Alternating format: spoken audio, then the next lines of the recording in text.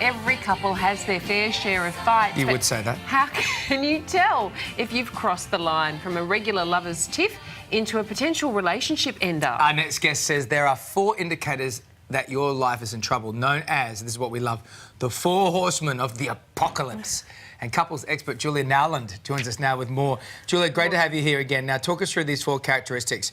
Who's the first horseman in a relationship ender? Yes, okay.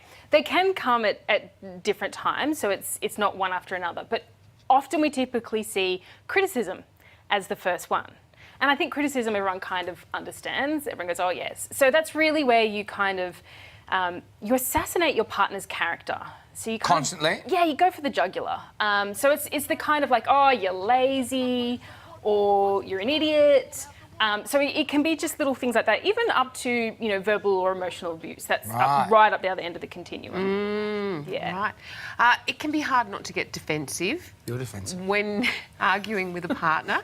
But you say that this is one of the biggest relationship killers. Yes, yes. So when you think about it, if your partner's criticising you, you're going to become defensive. You're going to be like, hang on a minute, that's not about me. But also, some people can become defensive when their partner's trying to give them some feedback. And that can actually really shut down the conversation. So it's about people who are defensive deflect what their partner's saying. So if you're trying to say to your partner, look, I would really like if you could take out the rubbish tonight, and your partner's like, oh, you know, you're always set, and become defensive, then it goes nowhere. The conversation goes nowhere. Okay. My rubbish didn't go out last night, just FYI. Just announce on national TV. That's the way to do it. There's something you call stonewalling. Yes. I'm assuming that's not a gay reference. So what is that? No. So it's where the partner puts up a wall. And Oh, okay. So will they blank Freeze you you or out. freeze you out? Like yes. Ooh. Yeah. Like that? Have you just had an aha moment? No. Yeah. No. So what can happen is, in the middle of an argument, we can become flooded with our emotion. So you know when your emotional temperature kind of like rises and you're arguing, and then one person kind of just shuts down. They can't keep going on. So they can kind of go into themselves, or they can walk away from the conversation. I'm laughing because David and I had a fight one day and he did that. He walked away and I'm going, that's right, walk away.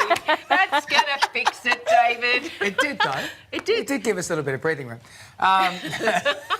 Well, we'll talk about why in a second. Well, it was all that criticism that I was getting. The first horseman came bouncing at me like this. And then he got defensive, so it was like a little over. It was like Melbourne But we Cup. haven't reached... We were like this, neck and neck. We haven't reached contempt yet, and that is the worst. Yes. That's why we're still on air. Yes, and I feel like I need to slip my card to you guys for afterwards. It was last year. We have one of you. So contempt, yes. That is the worst horseman of all, because contempt is really where you disrespect your partner and you have a little tinge of disgust as well. Where can that manifest? Can you give me an example of how that could be? Because like some people might think, well, that might just be something that's hurtful. It might be a part of the criticism one. How can it veer into contempt? Yes. What's an example of that? Okay, you are right. It is part of the criticism. It's a grey area. It is. And so the criticism can actually, it can get worse and worse and worse. And so, you know, you're kind of going backwards and forwards and the person is criticising.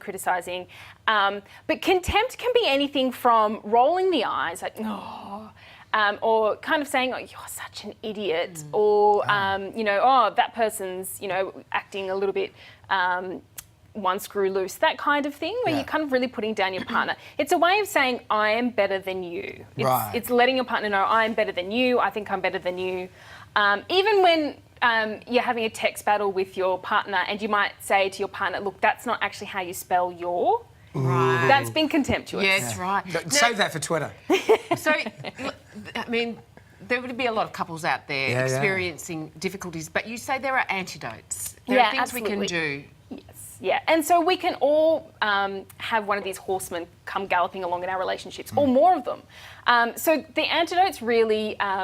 So if we break it down, so things like criticising, it's actually trying to soften your start-up in the conversation. Don't just, as I said, go in for the jugular.